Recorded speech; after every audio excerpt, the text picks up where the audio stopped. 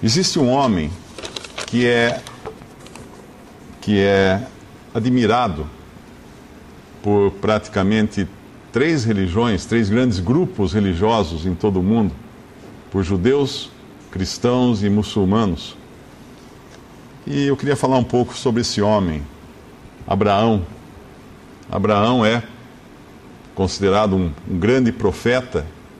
Os judeus o chamam de pai Abraão, o patriarca, de onde vieram depois Jacó também, Isaac e todas as tribos de Israel. E também os muçulmanos consideram ele um grande profeta. E os cristãos também, porque no Novo Testamento Abraão é mencionado várias vezes, inclusive nas cartas dos apóstolos, como um homem de fé. E o que tem esse homem de tão especial para ser assim, tão conhecido e tão admirado por tantas pessoas? O que tinha Abraão de especial? Hoje as pessoas são admiradas basicamente pela sua riqueza, pela sua influência e pelo seu poder. Os homens, os grandes homens, você encontra homens ricos, muito ricos, que quando eles abrem a boca todo mundo para escutar o que eles vão falar. Quando eles tomam uma decisão, a decisão deles pode afetar a vida das pessoas, o emprego das pessoas, às vezes até a política de um país é afetada por esses homens ricos, com muito dinheiro. Nós temos homens influentes no mundo, seja no mundo de negócios, também no mundo religioso. Tem homens influentes no mundo religioso, que tem grande influência sobre as massas, sobre os povos. Homens influentes na política, homens influentes, homens e mulheres também, influentes nas artes. Nós vemos artistas de cinema, de TV, quando eles falam alguma coisa, milhares de pessoas obedecem o que eles falam, porque são admirados, eles têm grande influência, são formadores de opinião. E existem também pessoas que têm grande poder.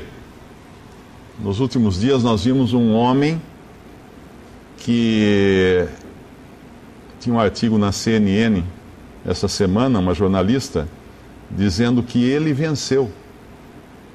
Ele ganhou. Que homem é esse? Um coreano, um norte-coreano, o líder da Coreia do Norte, um país minúsculo, que colocou de joelhos várias nações só com ameaças. E como todos sabem que eles têm poder atômico, poderio atômico, ele conseguiu, só na conversa, deixar em alerta, movimentar exércitos, movimentar grandes países. E essa jornalista falava que ele venceu e que o exemplo dele será seguido por muitos tiranos em busca de poderio militar através do poder nuclear. Então nós vemos homens que são poderosos, ou por causa da sua riqueza, ou por causa da sua influência, e por causa do seu poder. E Abraão? Terá sido Abraão um homem rico? Sim, Abraão era um homem muito rico. Existe uma passagem na Bíblia que diz que Abrão era muito rico em gado, em prata e em ouro. Isso está em Gênesis 13:2. Muito rico, Abrão. Mas será que ele era influente? Sim, Abraão era muito influente. Num momento quando os fariseus estão rechaçando as afirmações do Senhor Jesus nos evangelhos, tem um momento em que eles dizem assim: és tu maior do que o nosso pai Abraão? Porque para eles não havia ninguém maior do que Abraão, nenhum homem mais influente do que Abraão. É claro que eles tinham Moisés, que deu a lei a eles, mas Abraão era o que vinha, era a base de tudo. E tanto é que uma das histórias que o Senhor Jesus conta, um caso, né, verídico, porque tem nomes, é a história do rico e de Lázaro.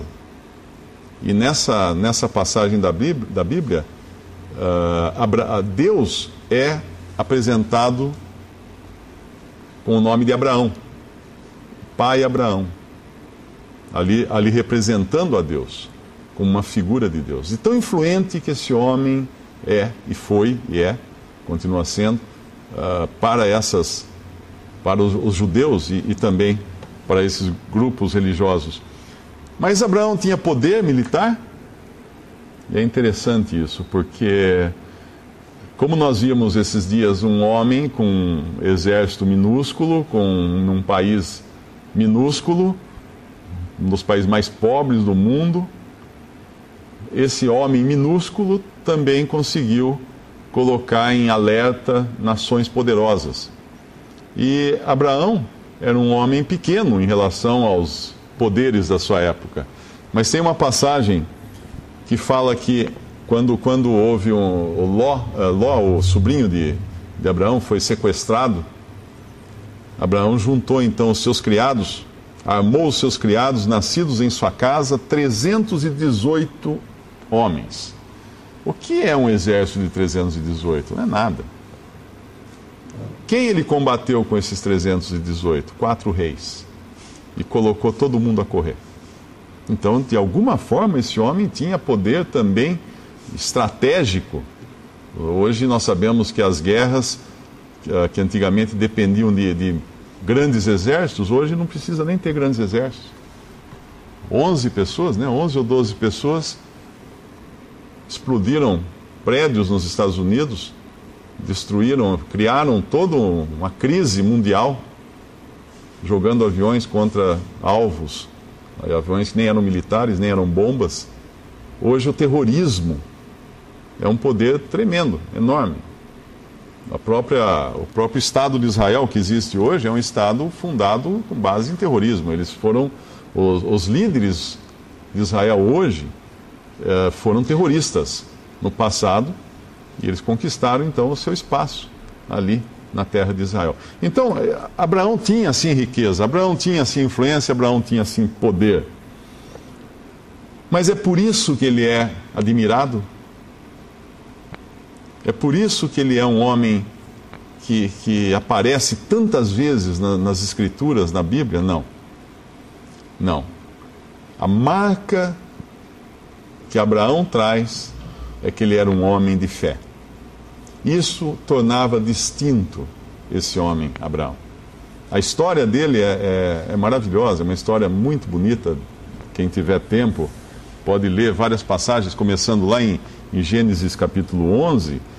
Tem várias passagens que vão contar diversos episódios, diferentes episódios na história de Abraão, mas tudo começa um dia em que Abraão vivia numa cidade chamada Ur, de um povo chamado Caldeu, uma das cidades mais evoluídas da época, um dos povos mais evoluídos da época, da antiguidade.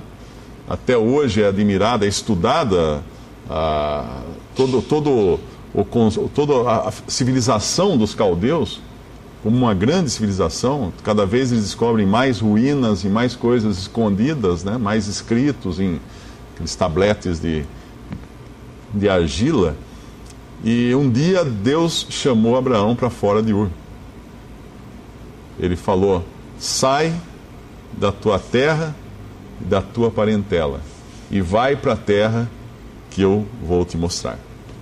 Bom, até aí tudo bem, né? Se eu chegar para alguém aqui e falar assim: olha, está tendo uma grande oportunidade agora no Rio de Janeiro de negócio, sai daqui de Limeira e vai para o Rio de Janeiro, que lá está tendo uma grande oportunidade de negócio. Aí você vai, pega os jornais e fala assim: não, com a Copa aí, estão vindo grandes empresas, vai ter muito negócio no Rio de Janeiro, eu vou para o Rio de Janeiro. Ou vai para o país tal, porque lá agora é oportunidade, ou vai para tal país, porque lá os investimentos dão mais rendimentos, então você vai. Agora, o que Deus efetivamente falou para Abraão foi o seguinte: sai da terra de Ur e vai para a terra que eu vou te mostrar. Ou seja, Deus não deu um destino para Abraão. É como falar para vocês: olha, se prepare, saia de Limeira e vá então, que vai ter grandes negócios lá. Mas lá onde, Mário? Lá. Mas lá onde? Não, vai, primeiro põe a mudança no caminhão e sai na estrada. Quando você estiver na estrada, eu ligo para você que vai chegar. Imagina que eu vou pôr uma mudança no caminhão, sair na estrada, você vai ligar para mim depois para dizer onde é? De jeito nenhum.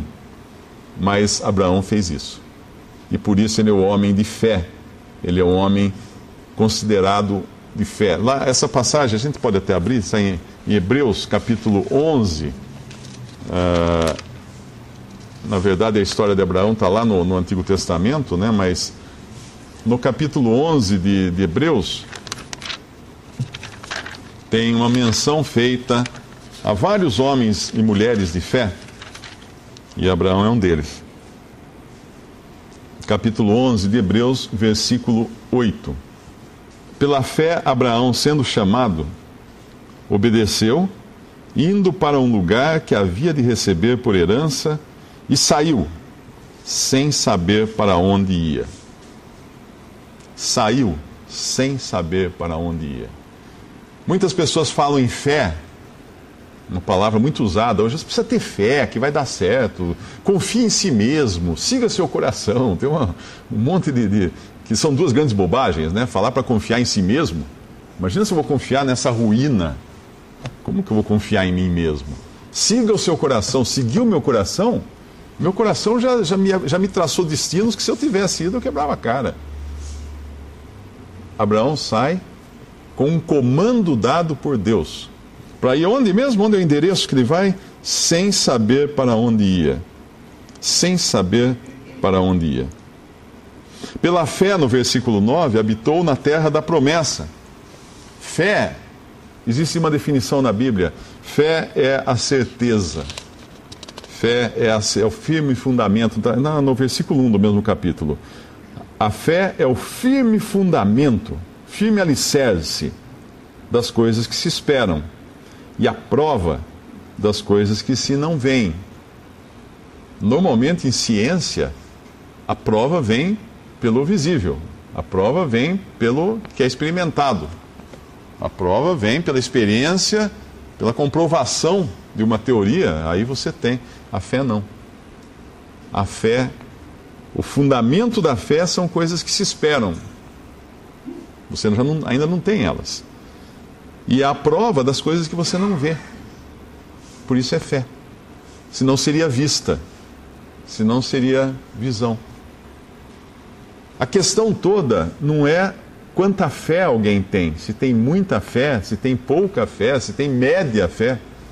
A questão toda está onde eu coloco minha fé. Onde eu coloco essa esperança e essa confiança.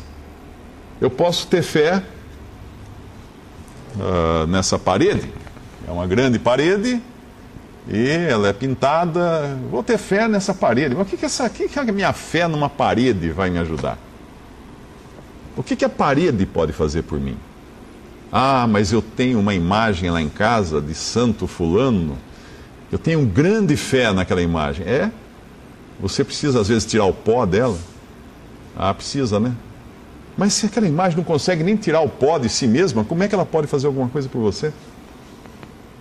Ah, mas eu tenho fé num pé de coelho que eu carrego no chaveiro, que me dá uma sorte tremenda. É? O coelho tinha 4 e morreu. Não deu sorte nenhuma para ele ter 4 pés de coelho. Não é a fé que importa, é onde eu coloco a minha fé. E onde eu coloco a minha fé? Abraão creu em Deus. Pela fé, Deus chamou Abraão. E Abraão, pela fé, crendo no que Deus disse, saiu da sua terra e foi esperando. Ele ficou na esperança também. Onde Deus vai me levar? Não sei.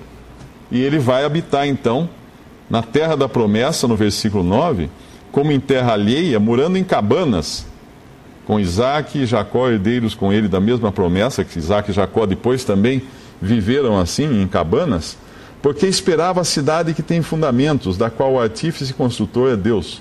Pela fé também, essa cidade que tem fundamentos, na verdade era a esperança dele. Nós vimos duas coisas. A fé é a prova das coisas que se não veem. Então ele saiu sem enxergar. Mas a fé também é o firme fundamento das coisas que se esperam. Abraão tinha uma esperança, que Deus deu uma esperança a ele, a terra. E Deus deu uma ordem, vai. E ele foi esperando chegar nessa terra que Deus iria indicar para ele. Mas no versículo 11, pela fé também a mesma Sara recebeu a virtude de conceber e deu à luz já fora da idade, porquanto teve por fiel aquele que lhe tinha prometido. Pelo que também de um, e este já amortecido, descenderam tantos em multidão como as estrelas do céu e como a areia inumerável que está na praia do mar. Um já amortecido. O que ele está dizendo aqui? Sara era uma idosa. Abraão era um homem centenário. Os dois eram muito velhos. Muito velhos. Quando eles tiveram o filho Isaac. Eles eram muito velhos. Eles não estavam... Hoje se fala muito em terceira idade, né? Eu já estava na quarta, quinta idade eles estavam. Se fala em melhor idade, né? Hoje, tentando mascarar a velhice, né? Melhor idade deve ser para os médicos, né? Que vão vender mais consultas. Ou melhor idade porque acaba logo. Mas não é realmente a melhor idade. A Bíblia fala que não é a melhor idade. A Bíblia fala para buscar o Senhor nos dias da tua mocidade. Por quê? Porque antes que venham os maus dias, nos quais digas, não tenho neles prazer. E aí começa uma relação toda das coisas que começam a falhar. Os olhos, os ouvidos, os dentes, a saúde, e é só decadência total. E nesse estado de decadência, de amortecimento que fala aqui, já amortecido, eles tiveram um filho. Um milagre de Deus. E Deus tinha prometido esse filho para eles. E Abraão creu. Abraão creu. Num determinado momento, ele duvida, né? Até a Sara o influencia para que tenha um filho de sua serva, mas ainda não estava cumprida a promessa, e Deus havia feito uma promessa a ele. E Deus havia feito a promessa que a sua descendência seria como estrelas. Mas onde Abraão foi buscar, vamos chamar assim, forças, ou foi buscar segurança para crer desse jeito? Primeiro ele creu na palavra de Deus, no que Deus disse. Mas se nós abrirmos em Gênesis 15, Gênesis capítulo 15, lá no começo da Bíblia, eu tinha falado antes que era capítulo 11 que começava a história de Abraão. Correção, era no capítulo 12. Quem quiser ler a vida de Abraão, comece do capítulo 12 de Gênesis. Mas em Gênesis capítulo 15, nós vamos encontrar, Deus já havia falado com Abraão, Deus já havia conversado com ele algumas vezes aqui antes, havia chamado Abraão, mas no capítulo 15 é interessante, porque diz assim: depois dessas coisas veio a palavra do Senhor a Abraão em visão, dizendo: não temas, Abrão. Aqui ele chamava-se Abrão ainda. O nome dele seria mudado mais tarde para Abraão. Eu não me lembro o significado exato desses nomes, Abrão e Abraão. Tem um significado também no hebraico. Mas o que importa aqui é Deus falando com ele: não temas, Abrão, eu sou o teu escudo, o teu grandíssimo galardão. Então disse Abrão: Senhor Jeová, que me has de dar, pois ando sem filhos, e o mordomo da minha casa é o Damasceno Eliezer. Ele teria que deixar toda aquela herança, toda a sua riqueza, para o mordomo de sua casa, porque ele não tinha descendência. E para uma pessoa vivendo naquele tempo dos patriarcas, ainda naqueles tempos antigos, a descendência era uma coisa importantíssima, porque era a segurança dele transmitir a sua herança ao longo da sua genealogia. Disse mais Abrão, versículo 3, eis que me não tens dado semente, e eis que um nascido na minha casa será o meu herdeiro. E eis que veio a palavra do Senhor a ele, dizendo: este não será o teu herdeiro, mas aquele que de tuas entranhas sair, esse será o teu herdeiro. E agora essa é a passagem maravilhosa. Então o levou fora e disse: olha agora para os céus, e conta as estrelas se as podes contar. E disse-lhe: assim será a tua semente. E creu ele no Senhor, e foi-lhe imputado isto por justiça. Disse-lhe mais: eu sou o Senhor que te tirei de Ur dos Caldeus para dar-te a ti esta terra, para herdares. Ele leva Abraão para fora, Provavelmente eles estavam dentro da tenda de Abraão. Ele leva Abraão para fora e diz: olha agora para os céus. Olha agora para os céus. Uma grande diferença entre um ser humano e um animal é que o animal não olha para o céu. Talvez um macaco na árvore, quando escute uma águia gritando, ele deu uma levantada de pescoço, mas eles são encurvados, né? Os animais geralmente são encurvados. Até a girafa, que é um animal tão alto, ela está sempre procurando comer as coisas que estão na frente, na árvore, ou beber água embaixo. Os animais não olham para cima. E os animais, os quadrúpedes, né, a vaca, o boi, o cavalo, eles estão sempre pastando, olhando para o capim. O negócio deles é aqui, agora, é o chão. Olha para os céus, Deus fala para Abraão. E eu pergunto para você nessa noite, para onde você está olhando, buscando o seu destino? Onde você quer morar? Porque, como eu falei aqui, o nosso corpo ele vai se deteriorando. A morte é uma questão de tempo.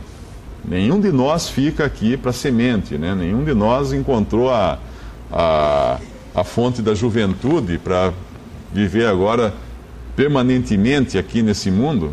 Então, todos nós temos data de validade, né? Cada um é que nem remédio. Você compra, você vai olhar depressa a data de validade e fala: nossa, tem que tomar logo. Qualquer produto hoje tem uma data de validade. Uns têm mais, outros têm menos.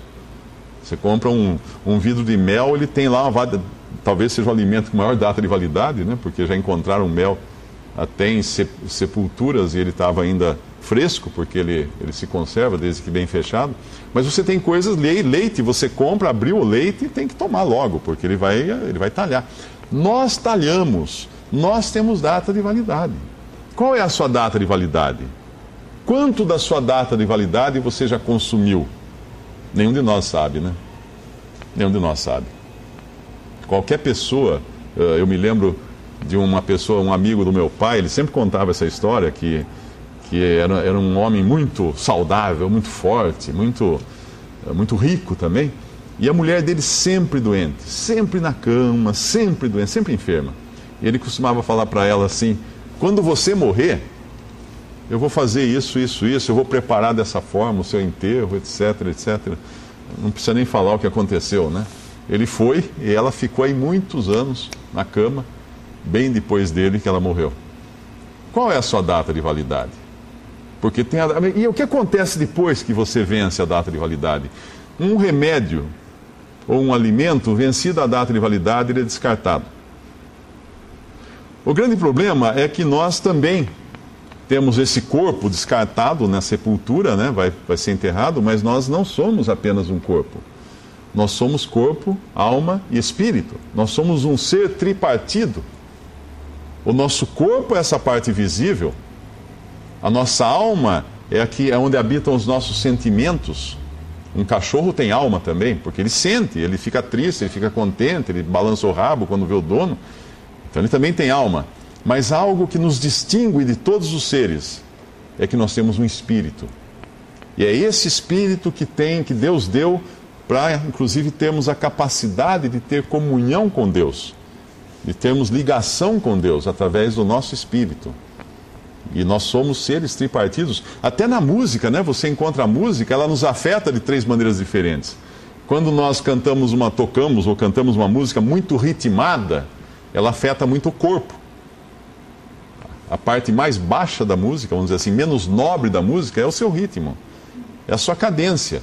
Você entra num lugar, está tocando um batuque, daqui a pouco você está balançando o corpo todo sem perceber. Você entra no ritmo, porque o nosso corpo tem essa capacidade de entrar no ritmo.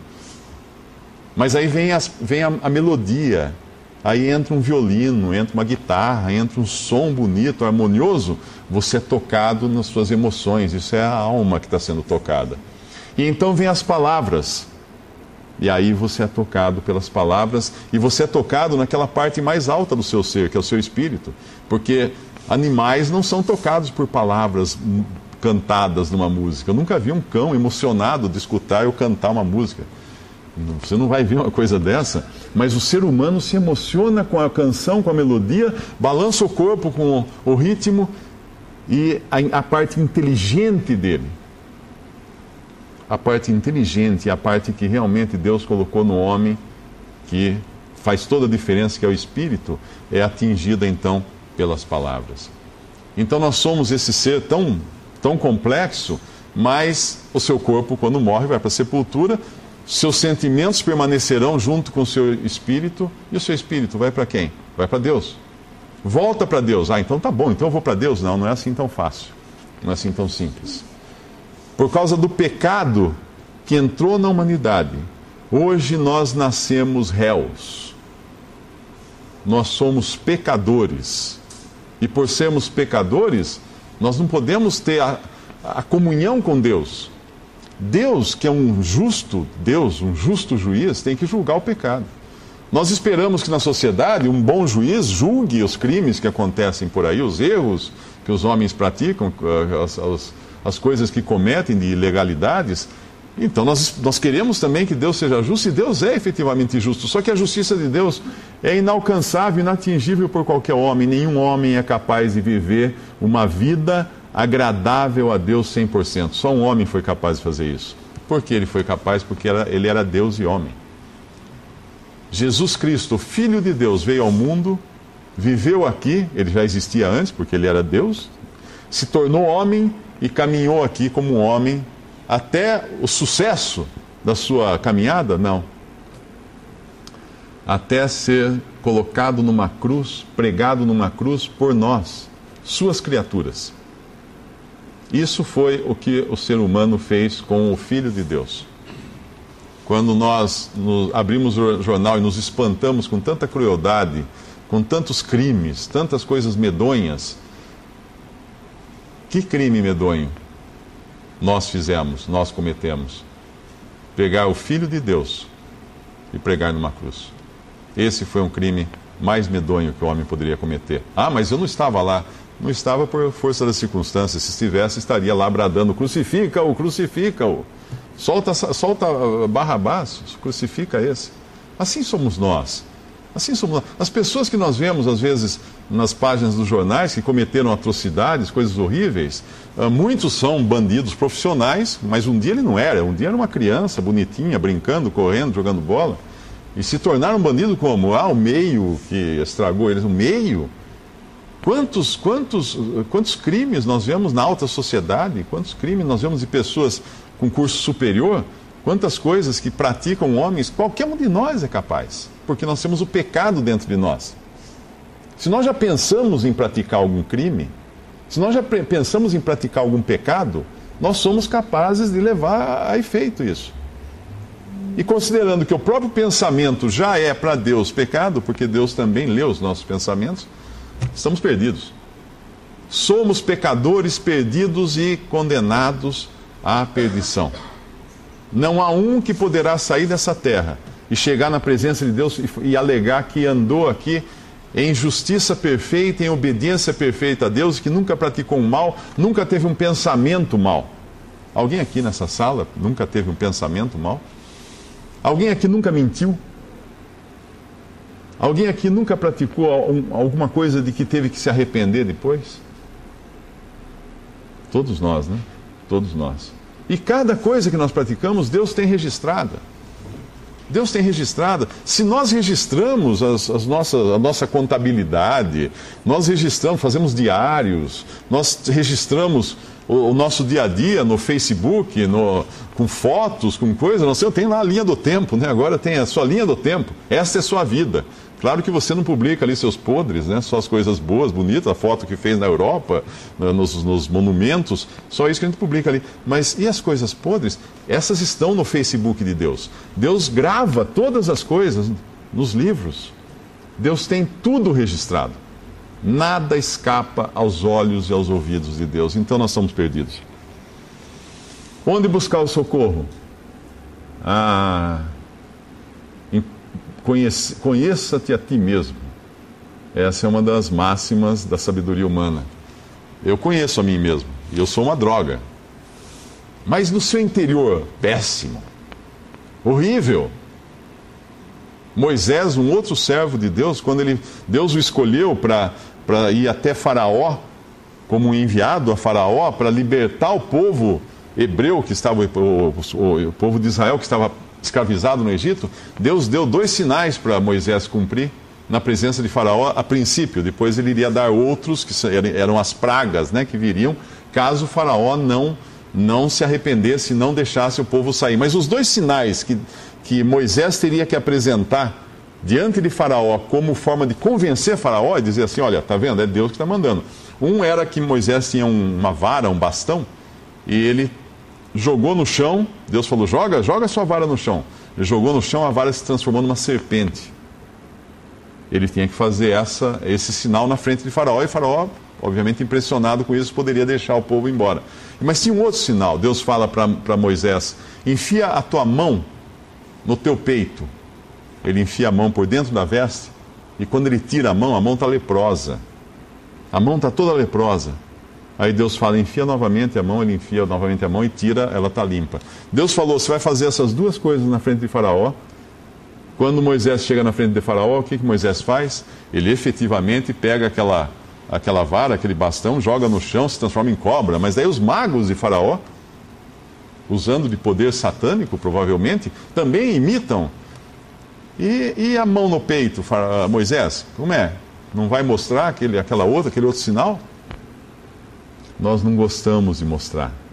Porque a lepra na Bíblia é um sinal do pecado. A lepra representa o pecado na Bíblia. E o que Deus estava mostrando para Moisés era o seguinte: dentro dele, ele era um pecador, ele estava podre, ele estava leproso. E obviamente ele não queria mostrar isso para ninguém. E nós mantemos as aparências, mas por dentro nós somos condenáveis. E onde buscar o recurso então? Dentro de nós? Não, esqueça. Ah, mas fora de nós, se é um pastor ali na esquina, ele faz milagres, ele faz coisas incríveis, ele vai me ajudar a ser salvo. Ele é igual. Não há um que não peque, a Bíblia fala.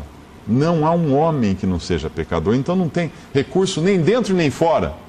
Se eu olhar para o chão, eu como um animal, para essa terra, em volta de mim, não vou encontrar, mas eu vou encontrar onde? Levanta os olhos. Olha para os céus, Deus disse para Abraão, e conta as estrelas, se as podes contar, é no céu. É lá que eu tenho que olhar, eu tenho que buscar nos céus, na habitação de Deus, o meu recurso, a minha salvação. E Abraão levantou efetivamente os olhos. E Abraão creu em Deus, e isso lhe foi dado como justiça, lhe foi depositado em conta como justiça, reputado como justiça. Tem uma outra passagem na Bíblia onde Abraão também precisa levantar os olhos para enxergar. Porque pense assim: se nós levantarmos os olhos, o que pode vir sobre nós da parte de Deus? Juízo. Acabei de falar que nós somos pecadores. O que nós podemos esperar de Deus? O que um pecador pode esperar de Deus? Juízo, justiça. Deus condenando o pecado e o pecador, porque é pecador. Isso que nós podemos. Se eu tivesse que me encontrar com Deus agora, o que eu poderia esperar de Deus? Como um pecador?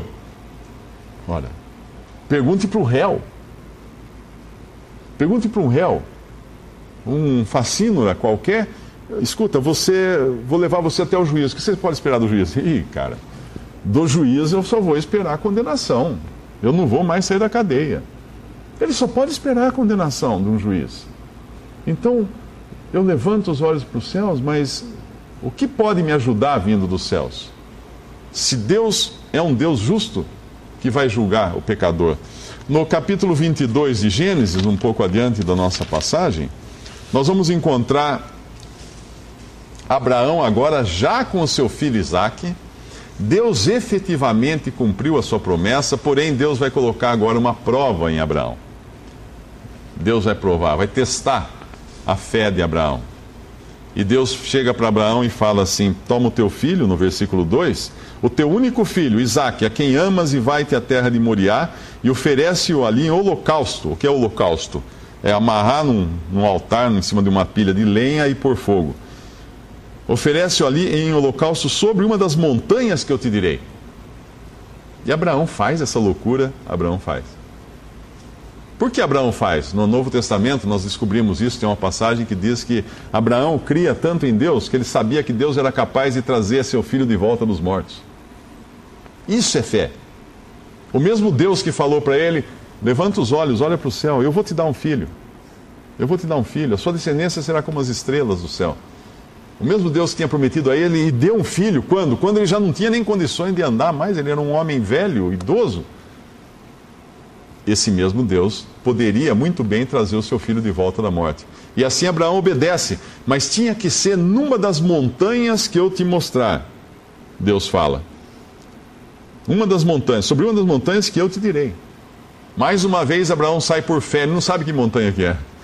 Deus vai mostrar para ele quando ele chegar lá. E ele vai ele vai caminhando, ele leva o seu filho, ele leva 2 empregados, ele leva lenha para o holocausto, ele leva uma faca também para matar a vítima. E no terceiro dia, no versículo 4, ao terceiro dia levantou Abraão os seus olhos e viu o lugar de longe. Mais uma vez Abraão precisa levantar os olhos para ver o lugar de Deus, para ver a montanha que Deus havia escolhido para ele oferecer o sacrifício. E ali Abraão vai, amarra o seu filho sobre uma pilha de lenha e está a ponto de matar o seu filho com um punhal, quando Deus fala, quando o anjo do Senhor lhe brada, no versículo 11, Abraão, Abraão, e ele diz, eis-me aqui. Então disse, não estendas a tua mão sobre o moço e não lhe faças nada, porquanto agora sei que temes a Deus e não me negaste o teu filho, o teu único. Então levantou Abraão os seus olhos e olhou, e eis um carneiro atrás dele, travado pelas suas pontas no mato. E foi Abraão e tomou o carneiro, ofereceu em holocausto em lugar de seu filho. Mais uma vez Abraão precisa levantar os olhos para enxergar esse carneiro, preso pelos chifres no arbusto. Esse carneiro morre então no lugar de Isaque. O sacrifício que Deus exigia era Isaque. Mas Deus proveu um substituto para Isaque, que era o carneiro. Mas para isso Abraão precisou escutar a voz de Deus e levantar os olhos para enxergar o carneiro. E qual carneiro poderia ser o meu substituto, poderia ser o seu substituto? Qual cordeiro que é chamado na Bíblia o Cordeiro de Deus? Quando o Senhor Jesus começa o seu ministério por volta dos 30 anos de idade, João Batista o vê, aponta para ele e diz às pessoas que estão em volta de si, eis o Cordeiro de Deus que tira o pecado do mundo. Ali estava o verdadeiro Cordeiro que seria sacrificado de uma vez para sempre no lugar do ser humano. E houve um monte também. Mais uma vez um monte entra na história, na Bíblia, o Monte Calvário. Ali no Monte da Caveira, era o lugar onde eram executados os criminosos, você vai encontrar o relato de 3 cruzes.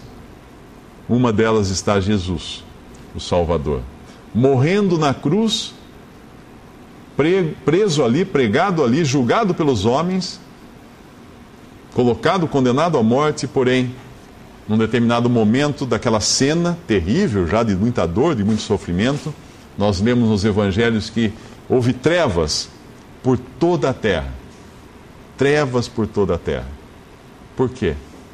Porque naquele momento estava vindo do céu, o mesmo céu para onde Deus mandou Abraão olhar, estava vindo do céu não uma bênção, não uma libertação, não uma salvação para Jesus, porém o fogo do juízo de Deus.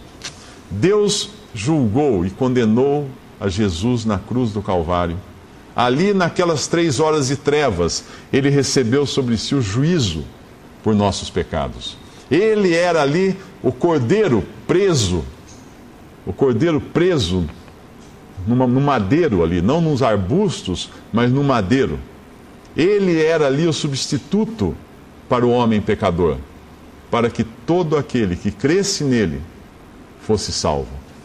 Deus efetuou essa obra porque Deus viu que não havia salvação para nós. Não havia uma maneira de Deus nos salvar a não ser entregando um sacrifício substituto, como ele fez para salvar Isaac, efetivamente, naquela cena lá no Antigo Testamento, quando ele deu um carneiro para substituir a morte do filho de Abraão. Você talvez pergunte, mas e antes de Cristo? Não tinha um cordeiro, então? Não tinha um salvador? Tinha, era o mesmo. A cruz, ela é um marco da nossa história, da história da humanidade. Antes de Cristo, todas as pessoas que morreram, crendo que Deus ia prover uma solução para o seu pecado, e de uma certa forma, crendo então nesse cordeiro, nesse sacrifício, foram salvas.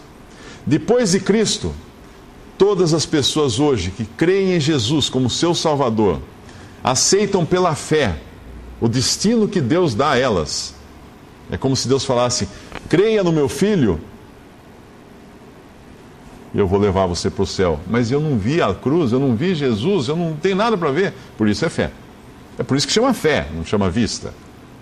Todas as pessoas hoje que creem em Jesus como Salvador, creem em Jesus como substituto, que morreu por nossos pecados, para nós não sermos condenados no final, no juízo final, cada um que crê nele tem assegurada por Deus a sua salvação.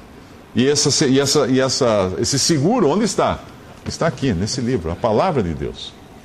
Deus falou para Abraão, Abraão creu em Deus. Deus falou para Abraão, você vai ter um filho, Abraão creu em Deus de novo. Deus falou para Abraão, vai lá sacrificar o seu filho. Abraão creu em Deus, outra vez. Abraão creu em Deus. E ele sempre cria em algo que ele não via, que ele não experimentava, que era até absurdo para a inteligência humana. Mas Abraão creu em Deus. E eu convido cada um agora aqui a crer, não a olhar para si mesmo, porque você vai ver só pecado. Vai ver só pecado. Olhar para si mesmo é o pior espetáculo que você vai encontrar. Você só vai enxergar podridão, pecado e falhas terríveis. A nossa história é uma história de falhas. Não olhar para si mesmo, não olhar para o seu redor, para as pessoas, para as religiões, para imagens, para pastores, padres, gurus, seja lá o que for, mas olhar para os céus. Olhar para os céus. Tem um Salmo 21 que fala assim: elevo meus olhos para os montes. De onde virá o meu socorro? Meu socorro vem de Deus. 121, o Salmo 121. Elevo meus olhos, podemos até abrir para a gente terminar com esse salmo, que é um salmo muito bonito. O Salmo 121 diz assim: elevo os meus olhos para os montes, de onde me virá o socorro? O meu socorro vem do Senhor, que fez o céu e a terra. Eleve os seus olhos para o céu e eleve os seus olhos para o monte onde foi sacrificado o Filho de Deus. O meu socorro vem do Senhor, que fez o céu e a terra. Não deixará vacilar o teu pé, aquele que te guarda não tosquenejará. Eis que não tosquenejará nem dormirá o guarda de Israel. O Senhor é quem te guarda. O Senhor é a tua sombra à tua direita. O sol não te molestará de dia, nem a lua de noite. O Senhor te guardará de todo mal. Ele guardará a tua alma. O Senhor guardará a tua entrada e a tua saída desde agora e para sempre. Onde você tem colocado a sua confiança? Guardará, guardará, guardará, guardará. É o que te guarda. O Senhor, o Senhor, o Senhor, o Senhor. Não tem outro aqui. Esse é o seu recurso. E hoje você pode levantar os seus olhos para o céu sem medo de receber o juízo, desde que você creia naquele que morreu sobre o Monte Calvário.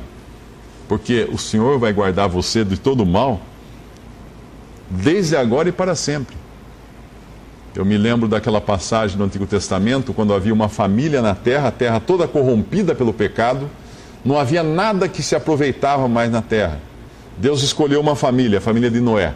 Noé e a sua família, para salvar essa família.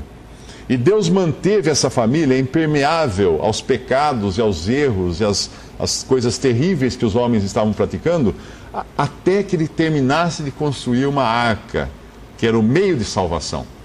Aí Deus colocou essa família entrou na arca, Deus fechou a porta da arca pelo lado de fora, Deus fechou a porta da arca, e aí Deus literalmente impermeabilizou aquela família contra o juízo que caiu sobre todo o mundo. Todos foram condenados. Todos os habitantes da terra morreram naquele juízo do dilúvio. Porém, uma família estava impermeável ao juízo dentro da arca. Deus quer impermeabilizar você contra o pecado. E Deus quer impermeabilizar você contra o juízo que virá. E virá, não tem jeito. Como eu falei, nós temos data de validade, nós vamos nos encontrar com Deus e depois virá o dia do juízo, caso você não tenha ainda resolvido a sua situação, crendo em Cristo como seu Salvador. Abraão creu em Deus, e isso lhe foi imputado, foi colocado em sua conta como justiça. Podemos dar graças a Deus. Nosso Deus e nosso Pai, que maravilhosa graça, Pai, que Tu nos deste, entregando o Teu próprio Filho na cruz, para nos substituir ali, morrer ali em condições tão terríveis de juízo, recebendo o castigo divino, que Ele mesmo não merecia, mas em nosso lugar, pagando o preço que nós deveríamos pagar, para não sermos condenados. Pai, eu te peço agora, se porventura alguém aqui ainda não tem a certeza para si mesmo de que os seus pecados foram todos pagos na cruz, que possa crer nesse Salvador maravilhoso que é Jesus, possa levantar os olhos, não olhar para si mesmo ou ao redor, mas levantar os olhos para os céus, de onde vem o socorro, levantar os olhos para Cristo, confessar os seus pecados a Ele, crer nele, confiar nele para obter a salvação de graça. Se alguém está ainda tentando, Pai, por seus próprios esforços, fazendo muitas coisas, que Tu possas parar essa pessoa, para que olhe para Cristo, para que olhe para o céu e receba de graça a salvação perfeita e preciosa. Pai, nós pedimos por todos os que escutarem essa mensagem, para que também creiam no Salvador, que é Jesus, o Senhor, e tenham paz permanente e a certeza dos seus pecados todos perdoados e a certeza de um lugar na glória, nesse mesmo céu, onde está Cristo agora, ressuscitado, à destra de Deus Pai. Pedimos isso, Pai, confiando em Ti, confiando no poder do Teu Santo Espírito e na Tua Palavra, em nome de nosso Senhor e Salvador Jesus. Amém.